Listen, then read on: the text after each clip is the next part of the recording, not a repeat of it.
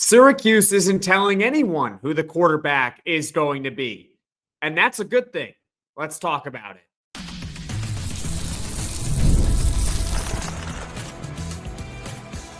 You are Locked On Syracuse, your daily podcast on the Syracuse Orange.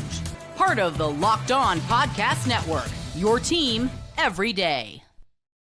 Hello, everyone, and welcome into Locked On Syracuse. I'm Jackson Holzer, and thank you for making us your first listen of every single day here on the Locked On Podcast Network. It's your team every day. We are always free and available wherever you get your podcasts, whether you're watching us right now on YouTube or you're listening to Locked On Syracuse on your favorite audio platform. And on today's show, Syracuse football quarterback battle, the latest with all of it, how Syracuse should proceed with the QB battle moving forward. We'll talk about that later on in the show. Also, the fact that Syracuse is not tipping its hand with this quarterback battle, why you really shouldn't worry too much about that. But first, how everyone in Syracuse seems to be in sync about this QB battle. All that and more here on today's edition of Locked On Syracuse. Now, before we get to everything, today's episode is brought to you by Game Time. Download the Game Time app, create an account, and use code LOCKEDONCollege for $20 off your first purchase. In case you are new to Syracuse football or you are new to Locked On Syracuse in general, first of all, welcome. Thank you so much for joining us. Hope you stick around now and for a long time. Syracuse football has a quarterback battle. It is between LSU transfer Rickie Collins and Notre Dame transfer Steve Angeli. What's the latest with it? I know we all want answers, right? I would love to do a podcast right now talking about how Syracuse football has named a starting quarterback. We know who is going to lead the Orange into battle Week 1 against Tennessee, which is less than 3 weeks away now. Can you believe it? We're less than 3 weeks away from the start of Syracuse season. Unbelievable. The last time we had a game was in late December. That was the Holiday Bowl win against Washington State. Boy, does time fly, right? But as of right now, nobody appears to really have the upper hand in this quarterback battle, or at least that's what's been said to all of us publicly, because we're going to go through some quotes right now, but I'm going to summarize basically the message from Syracuse coaches and Syracuse players. Steve Angeli, he's got a lot of experience. He played a little bit at Notre Dame, which helps him. But hey, Rickie Collins, he is really talented coming over from LSU. The messaging from top to bottom has been very consistent with Syracuse football. It's almost like Fran Brown, the head coach, has everyone talking from a script. Let's get into some of the quotes from Fran Brown himself. Quote, "One is super talented as an arm thrower," he's referring to Rickie Collins. "The other one is a natural quarterback leader," referring to Steve Angeli, "and it just depends on what our team needs." And to paraphrase further of what Fran Brown has been saying, a decision will be made in a couple of weeks and heavy emphasis on 2 Syracuse football scrimmages. And Fran Brown also talked about how he's going to see what his players do and what his players say. Who are they gravitating towards more as a leader, but also the fact that who do they think is honestly better? And that probably goes hand in hand, right? You're going to probably gravitate more towards someone you think is better, but who knows? But it sounds like Fran Brown is not only going to accept feedback from coaches and I guess his own eyeballs, but also from the players as well, whether it's implicit or explicit. Jeff Nixon, what he has said about the QB battle, the offensive coordinator, quote, "Steve Angeli has a little bit more of a veteran presence because he's played a little bit more at Notre Dame. That is true. But Rickie Collins is really talented," end quote. And to paraphrase further of what he said, there's still time to make a decision. And he also emphasized the 2 Syracuse scrimmages. Elijah Robinson, the defensive coordinator of Syracuse football, Quote, I think both of those guys are extremely talented. And he actually later on went on to say that both are great leaders as well. You can also go to Dennis Jacques, a Syracuse defensive lineman. Quote, both those guys are elite. It's really like a 1-2 punch. I don't know how Coach Fran is going to pick. So messaging from top to bottom, from the head coach to the coordinators to one of the player examples, they all seem to be saying the same thing. And they are not tipping their hand with this quarterback battle. So I can't sit here and tell you all right now, I know who Syracuse's quarterback is going to be week 1 against Tennessee. But the synergy is a really good thing. Now, if you are someone who has been following along Locked On Syracuse since February of 2024, when I first took this job, shout out to all those who've been there since day one here on this channel, you know that I'm not necessarily afraid to criticize players or coaches when I feel it's warranted. I don't want to ever be unfair to players and coaches, but I will criticize them when I feel it's warranted, just like how some of you might criticize me and my podcasting skills. It's fair. It's warranted. It's all good and fun, right? That being said, I'm going to compliment Fran Brown now, but just also acknowledge that at the end of the day, how much does this compliment really mean? I think it's a sign of a good culture when you have consistent messaging, when everyone in the building appears to be on the same page and portrays that to the public. There's no mixed messaging here. You didn't see one of those players like a Jonte Cook or a Yassine Willis, who also gave quotes, say, hey, I know who's better. You didn't see one of the defensive coordinator or the offensive coordinator say, hey, I think this guy is clearly better. And Fran Brown didn't say who's better or who's not. It is consistent messaging from top to bottom, which is a sign of a good culture and a sign of a good program in general when everyone is on the same page. But at the end of the day, as great as that is, Syracuse has to get the quarterback battle right. At the end of the day, it's a results business. So we can sit here and talk about what a great culture Fran Brown is building. And don't get me wrong, he is building a great culture. But you got to get this quarterback right, and you have to win games.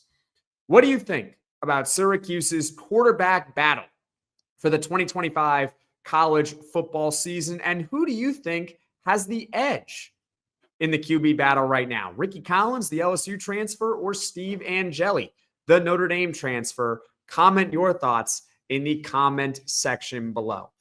Now, coming up, why it's also a good thing that Syracuse is not tipping its hand in the QB competition.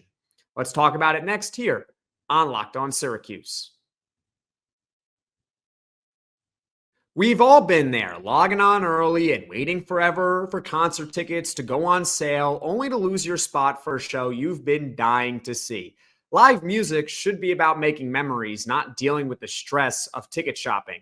That's where Game Time comes in. Game Time makes getting concert tickets faster and easier than ever. Prices actually drop as it gets closer to showtime, and you could save up to 60% off with their killer last-minute deals. Take the guesswork out of buying concert and show tickets with Game Time. Download the Game Time app, create an account, and use code LOCKEDONCollege for $20 off your first purchase. Terms apply. Again, create an account, redeem code LOCKEDONCollege, LOCKEDONCOLLEGE for $20 off. Download the Game Time app today. Last minute tickets, lowest price, guaranteed. This is Locked On Syracuse. I'm Jackson Holzer. Let's continue talking about Syracuse's QB battle for 2025 between LSU transfer Rickie Collins and Notre Dame transfer Steve Angeli. By now, you should know, based on all the messaging that's out there, Syracuse football is not saying much about the QB battle as far as who may have the upper hand and who ultimately might start for the Orange in week 1 against Tennessee. And since Syracuse is having a quarterback competition, they are doing the exact right thing by not tipping their hand, unless it's a captain obvious starter.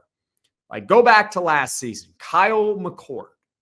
We knew he was going to be the starting quarterback. We knew there was no quarterback competition. We knew in 2023 that it was going to be Garrett Schrader. And in 2022, we knew that it was going to be Garrett Schrader. There was no reason to publicly portray out there, oh, we're having a quarterback battle for our starting quarterback. We don't want to let the other opponent know. No. When it's captain obvious, there's no reason to do that. You just anoint your starter. It's obvious, right? But in this case, why let Tennessee know what you're thinking as far as quarterback when we're still about 3 weeks out? You want to give Tennessee about 3 weeks to prepare for only one of Steve Angeli or Rickie Collins? I don't think so. Even if Tennessee wasn't a 14.5-point favorite, even if instead of Tennessee, week 1 was Colgate, you still probably don't want to tip your hand as far as who you think the quarterback is going to be in week 1. And by the way, Tennessee is doing the same thing. Like we'll discuss later in the week, Tennessee battles at certain positions and things that we need to monitor as Syracuse fans, one of which is quarterback. They are not tipping their hand. They got this transfer from Appalachian State in Joey Aguilar. We think he's going to be the starting quarterback, but you wouldn't necessarily know that from what Tennessee is saying. So both Tennessee and Syracuse are not tipping their hand publicly as far as who the quarterback is going to be in week 1. Now, there's been a concern that has been brought to my attention as far as the Syracuse quarterback battle, and I feel this is the perfect podcast to address it because I can give you my honest opinion on this. There's an old football saying, and this is the concern for Syracuse, right? If you have 2 quarterbacks, you have no quarterbacks. It essentially means that if there is a battle for who the top guy is on a team, then your team simply doesn't have a top guy.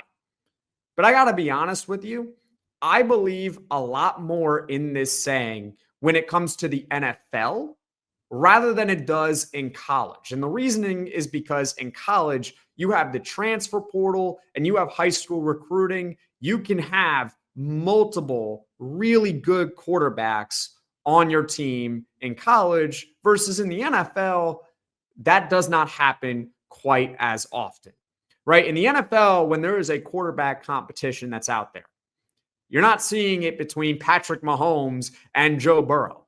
It's usually something like Joe Flacco versus Gardner Minshew. That's an example of if you have 2 quarterbacks, you have none. Or sometimes there's the rookie quarterback versus the journeyman veteran competing for the starting job. And it's unfair to call a rookie not a starting quarterback. But the point being is that the statement, if you have 2 quarterbacks, you have none, applies more to the NFL than it does in college. In fact, you can go look at Syracuse, a recent example of a quarterback competition to prove this. Now, I'm not exactly going to sit here and say that these 2 quarterbacks we're about to talk about are, I guess you can keep saying Patrick Mahomes and Joe Burrow, but they're pretty good. They were pretty decent.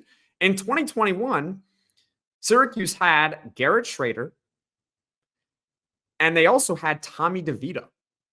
Now, DeVito was coming off a knee injury, I believe, and Garrett Schrader was a converted wide receiver from Mississippi State.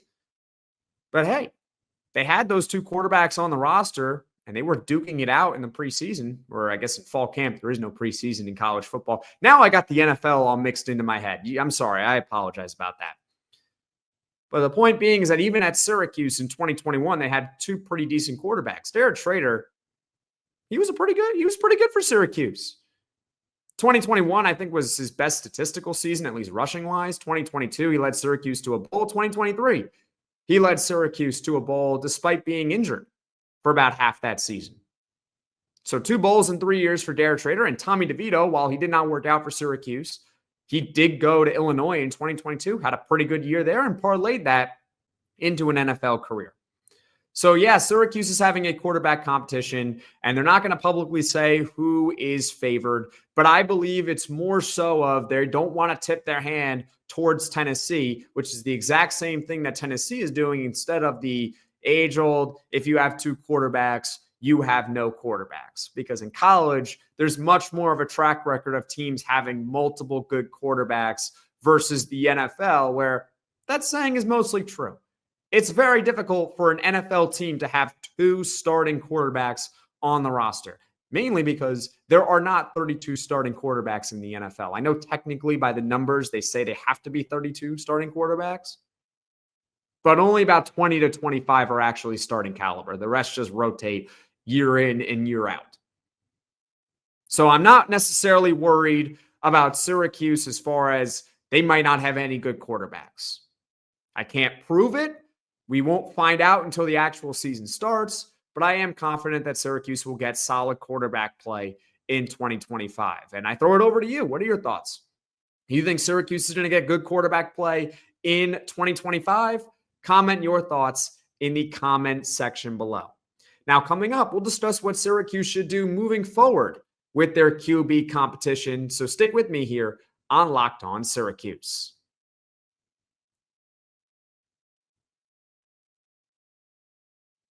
Here's a question for you all.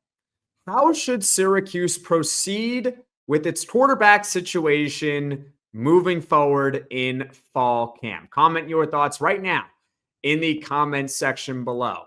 Now, before we really dive into that question, though, I just want to shout out all of you who have made it this far in the Locked On Syracuse podcast. I hope that means you enjoy Locked On Syracuse. And if so, if you can just do me a quick favor, hit that like button, hit that subscribe button, and just tell one or two of your closest Syracuse friends about the Locked On Syracuse podcast so this channel can grow and reach all Syracuse Orange fans. Of course, we're less than 3 weeks away from the start of the college football season with Syracuse down in Atlanta, Georgia, taking on Tennessee. And we got plenty more content coming for you every single day here on Locked On Syracuse.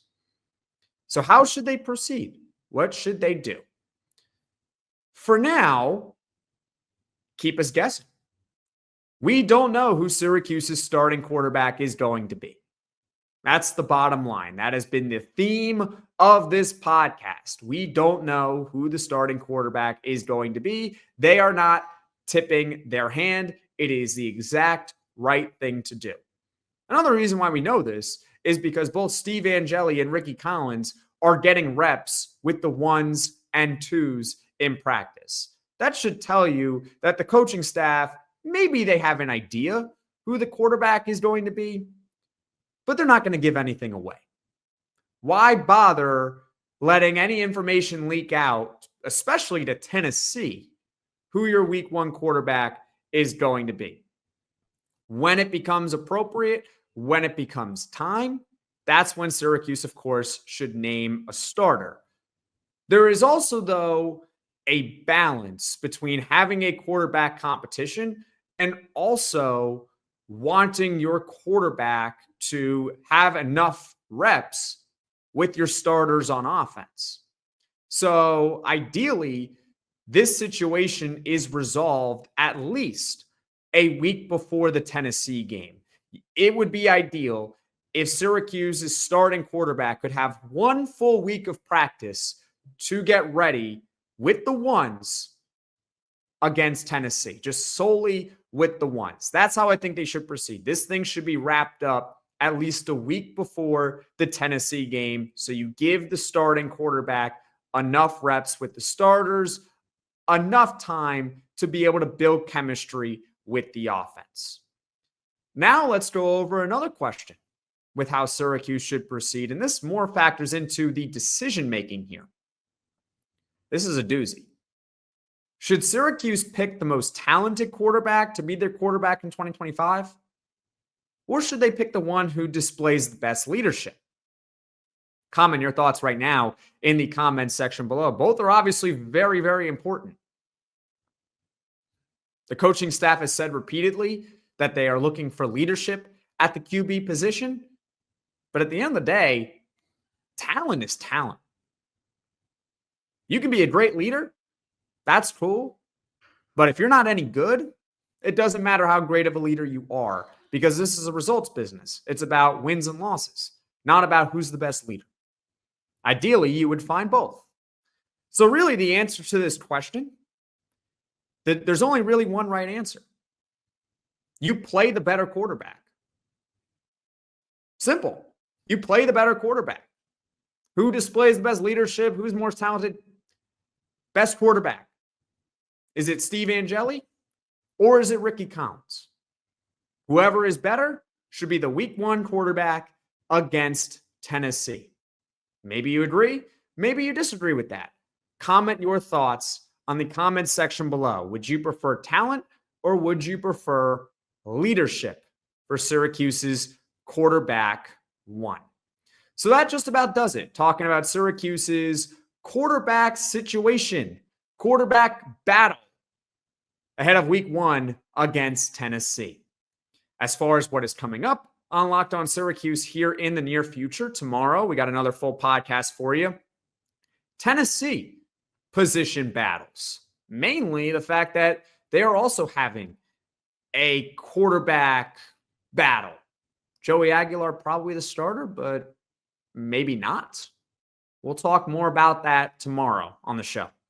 On Wednesday, a recent history of ACC versus SEC upsets and trying to find commonalities with them and how they can apply to Syracuse football for week 1 against the Tennessee Volunteers. Of course, if you go check FanDuel right now, the Orange are 14.5-point underdogs. So that's, I guess, within 2 touchdowns if you want to count 2-point conversions. But hey, 14.5, they're giving Syracuse a puncher's chance over at FanDuel, but that's not ideal. That's not exactly ideal, but, anything's possible with upsets, right? Particularly in week 1. I mean, week 1 is week 1. Anything could happen. We're not fully previewing the Tennessee game.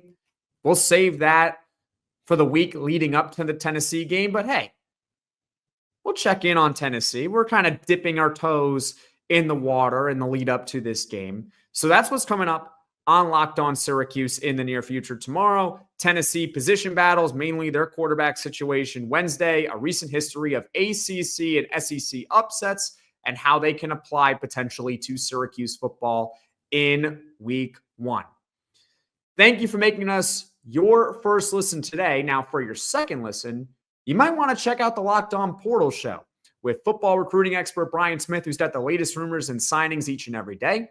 You can also check out Locked On ACC with hosts Alex Dano and Kenton Gibbs. I'm sure they have plenty of thoughts about the latest AP rankings. The preseason AP Top 25 is out. They're going to have all the reactions on Locked On ACC. And of course, you want more broad talk about college football? Well, hey, stick with us here on the Locked On Podcast Network because we got Locked On College Football with host Spencer McLaughlin. He dives into everything college football related each and every day. So you can find the Portal Podcast, Locked On ACC, and Locked On College Football on YouTube or wherever you get your podcasts. Folks, thank you all so much for watching. Thank you all so much for listening. If you like this podcast, be sure to hit that like button. And if you really enjoy the podcast, be sure to hit subscribe. Tell all your friends about Locked On Syracuse, and I will see you all again soon.